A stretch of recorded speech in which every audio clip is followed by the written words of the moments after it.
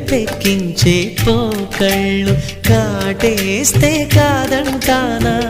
ఇప్పుడైనా వయసేమైనా సొగసేమైనా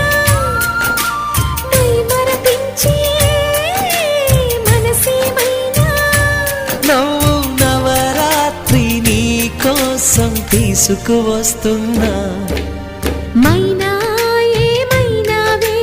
మన్మథ మాసం అయినా ఎంతైనా ఇది మెత్తని మోసం